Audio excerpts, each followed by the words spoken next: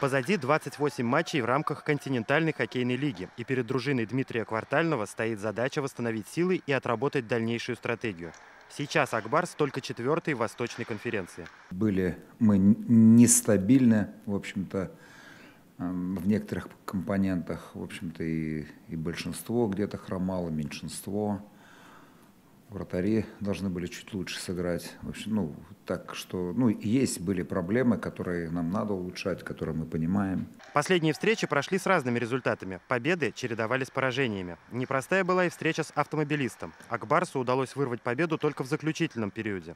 На сегодня у команды сразу 3 травмированных игроков – Коваленко, Сафонов и Линдхольм. Поэтому тренировки проходят в усеченном составе. В команде надеются на скорое их восстановление. Для состояния команды вообще и нагрузка была сильная и тяжелая. Поэтому в каких-то моментах вроде только пытались выровнять ситуацию и найти победные серии, и тут же где-то проваливались. В перерыве хоккеисты намерены повысить слаженность игры, укрепить оборону и восстановить силы. Уже 16 ноября на выезде «Ак-Барс» встретится со столичным «Спартаком». По статистике, в этом противостоянии казанцы чаще выходили победителями.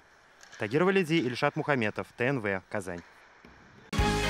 Закажи рекламу на ТНВ. Телефон в Казани 5 705 100.